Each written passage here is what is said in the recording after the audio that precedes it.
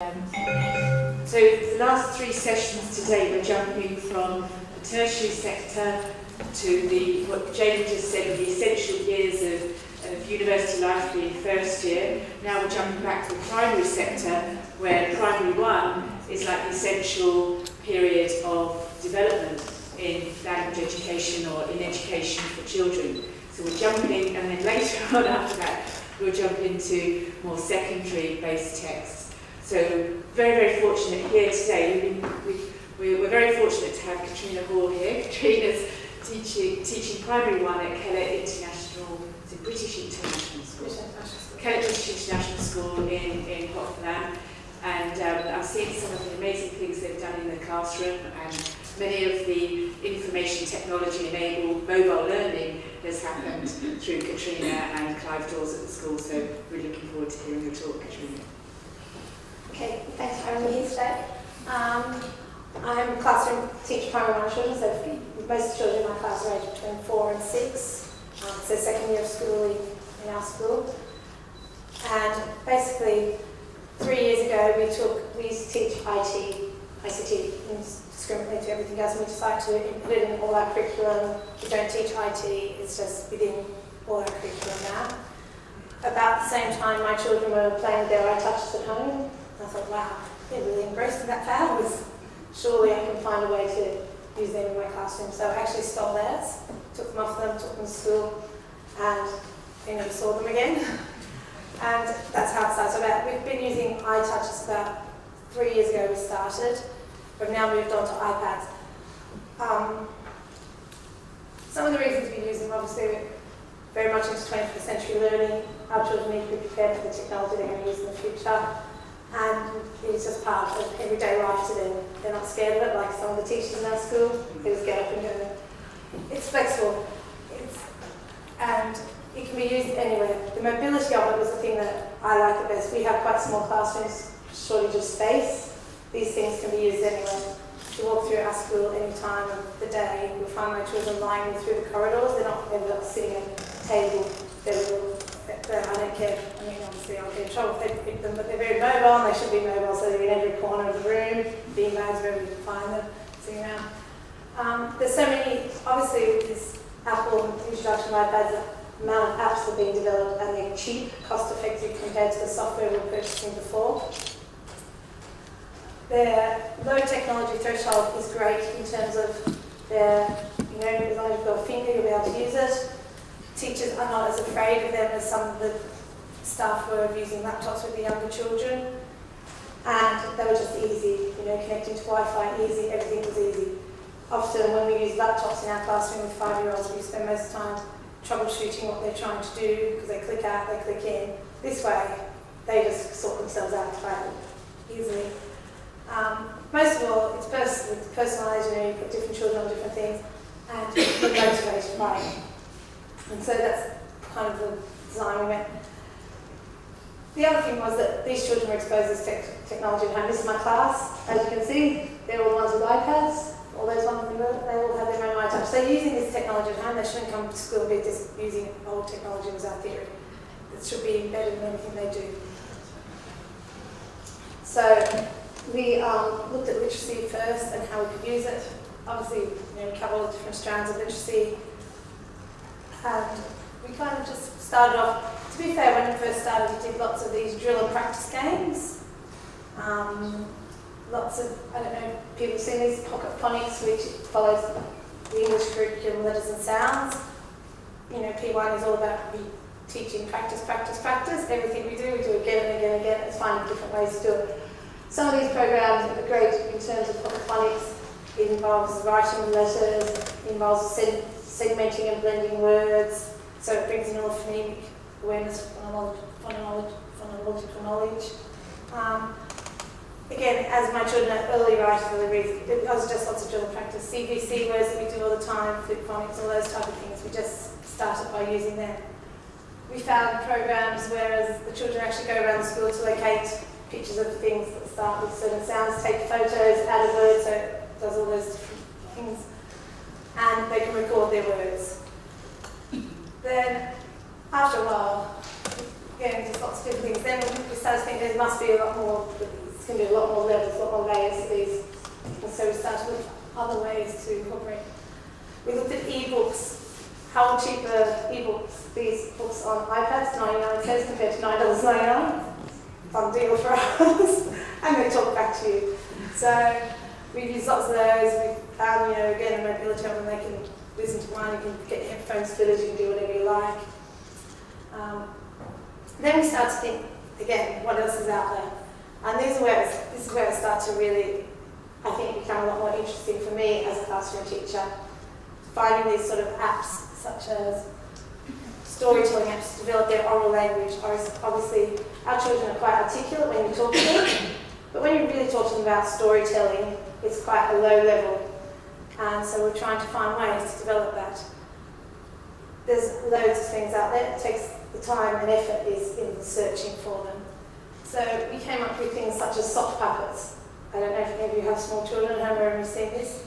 It's a great little thing where you click, choose your characters, you can make your own puppets, do whatever, you click on it, and as you click on it, you record your story, and the little puppet moves its mouth, and it talks. So for 5 young children, we use these all up to about P3 or P4. The first time I put them out, they were just, wow, this is great. Stories were very interesting. And then we tried to find it.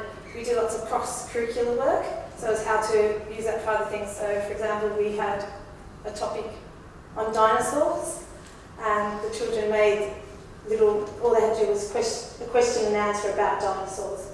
So, for example, on this one, this is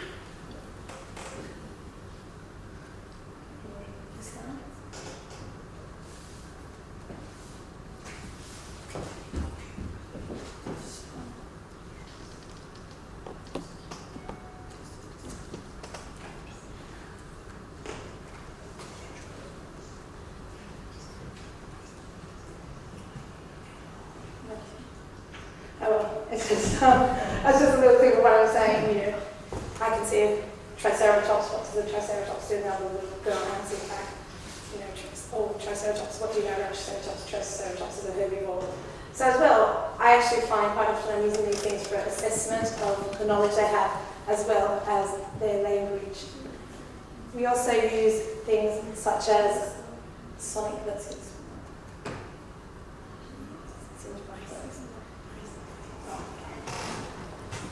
On Monday, I went to Welcome with my class.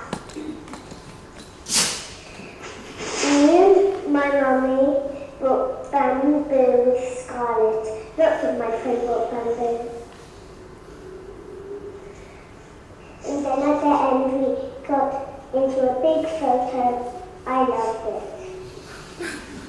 And then we went up to Kellett School. I loved my trip to Welcome.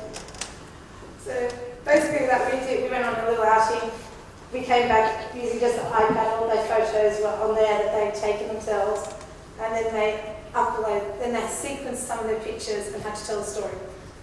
It was again, we were going on about using language such as first, then, next, last. It was quite interesting to see how many of the children could not do that. But basically, once they recorded these stories, later on we went into traditional writing the stories. The difference in previous years to this year, although in the past we did lots of talking before we write, there was no record of any of that talking. I never really had a record of it, and then could not do any assessments on it. Where now I have all these videos, and as well, to be fair, the parents love when they email home. The other thing that we've noticed since using these is, although I don't use the IT suite very often, we don't often find my children on computers, their level of IT skills has improved dramatically by when we assess them on the ISTE standards. Because of their use of this, it's just natural. They know, my 5-year-olds can send an email off the iPad themselves, and often the parents go, oh, thanks for that email. I didn't send an email. So maybe I need to sort that out as well. But they're learning their parents' email addresses, and they're sending their work that they do on the iPads home themselves, which I think is quite impressive for 5-year-olds. So we did lots of this storytelling, lots of photos, videos, voice recordings. That is really, at the moment, the core of what we do with the iPads. We use things such as Puppet Pals and Toontastic, which is the start of animation, and the children learning animation skills, again, as in terms of storytelling. In my class at the moment, we are doing parents, and we're trying to understand that a story needs a beginning, a middle, and end. So they're using 3 scenes, trying to tell the beginning, the middle, and the end. And all these things. We've used things such as iStop Motion, which is stop motion animation, and we did that with little Playmobil pipes, and they take, some of the children got up to 100 photos in their stop mobile animation just by moving it. They also assess each other's work and discover that the more pictures you have, the more story you'll get out of that. Again, all these activities involve voice recordings, which I think is really the power of what I think for 5-year-olds we can see. We do things. I also find working collaboratively is a big thing in our classroom. We work in groups all the time.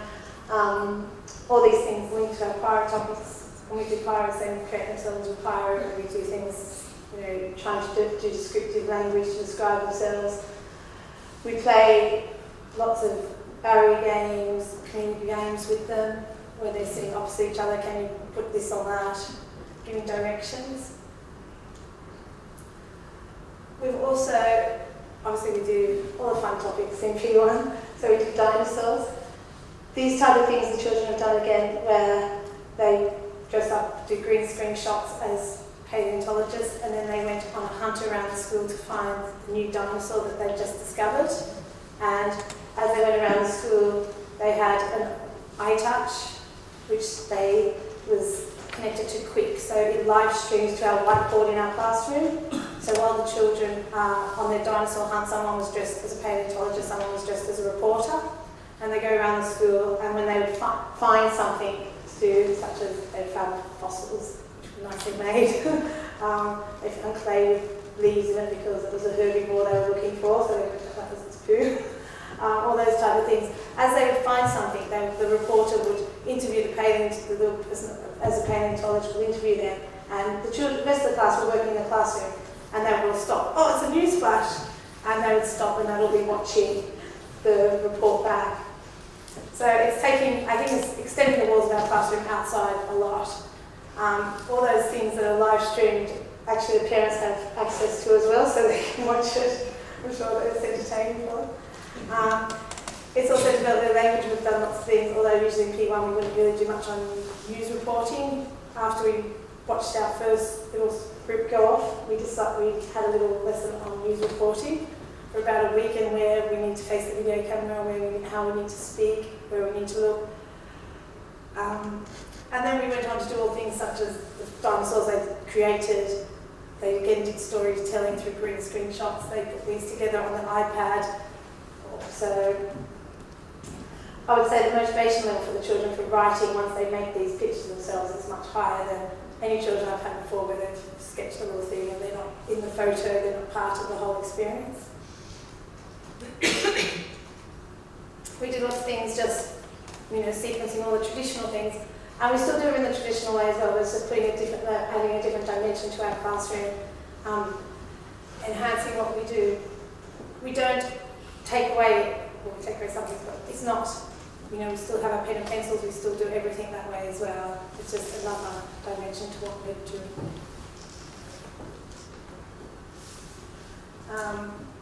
Again, like I said, primary one, lots of repeating things. We did life cycles, the children made them out of plasticine. In the past, they would maybe tell their friend the life cycle, explain it, so this way they take a photo of it and they can record the whole life cycle. So it also gives a record, a journey of their learning, and it's something that is often shared with others in the school, with the parents, and it's great for assessment because often, if you've got however 20 children, you're not really always able to listen to what everyone says. But this way I can actually go back and assess all their understandings at my own time, in my own time. And again, all these things are just available. We use things like Comic Strip Designer at Christmas. Obviously, the children just writing phonetically. They're typing so issue. And they were just asking Santa Claus was asking a question. some of them, it was interesting to see, they were going back talking, where's your question mark, you haven't put the question mark, and they just worked independently to do this. Again, scene building, we do this for all our topics, where we put them into the scene. Doesn't take too long. We have some nice parents that come in and take photos for us sometimes or sometimes. And again, this is all just a stimulus for our writing. When we do this, we also use the Wii, Nintendo Wii, and we play Endless Oceans, and the children go out exploring the sea. They are allowed lots of unlimited time to do all the exploration, to discover things. I don't know if anyone's seen Endless Oceans, great game. And there is lots of time in our classroom where the Wii is just on, and some children playing it, some children doing other things, and just is on basically all day, every day. So we go on to writing about that. Lots of these are just stimulus for their writing. We use them as community games, such as just barrier games, which we use in our classrooms with laminated pieces or magnets. These are just another way to do it. They often chat afterwards. So they're actually quite trained on how to. What we found so far is usually anything that I'm using in my classroom. A couple of weeks before that, the children have time. We have technology play on a Friday afternoon, and basically we get every piece of technology in the school out, laptops, beagles, and the children just have cameras, voice recorders, everything. The children just basically have half an hour, 45 minutes of free time to use whatever they want. We do that in term 1 of P1, and they do it, I think, last 2 terms of P of reception. So when all this technology is used in the classroom, it's no longer, oh my gosh, I've got a camera in my hand for the first time. They've already taken the photos of each other's mouths and ears. And so by the time we're using it, they're already very used to using it, and it's not a big deal. It's just something that we use every day. We use them in maths as well. Again, lots of the maths activities were originally dual practice. Then we start to find things which are just things that you could do other ways. For example, these are number cards that we can move around so the children find certain numbers, get 2 cards out. What number can you make? What's the biggest number you can make of those 2 cards? What's the smallest number you can make?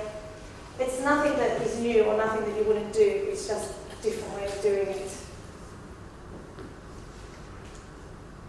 And then there's just all the general drill and practice games that we do.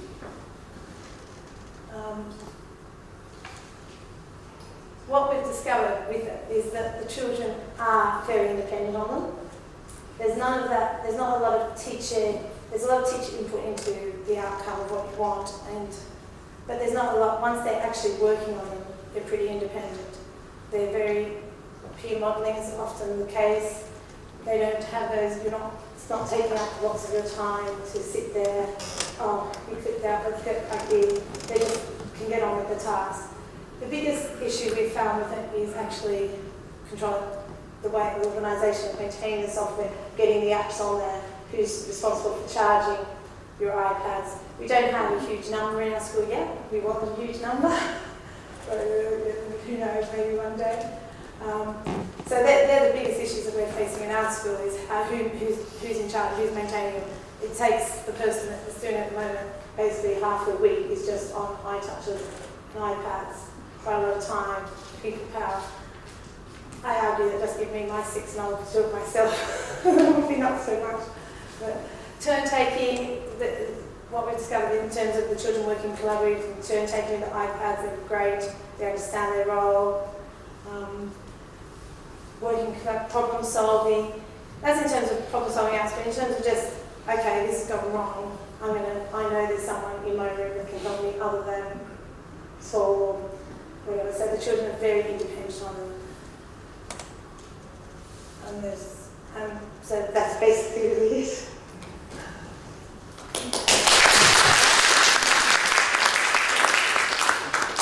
We've got about 5 minutes for questions, if anybody has any questions.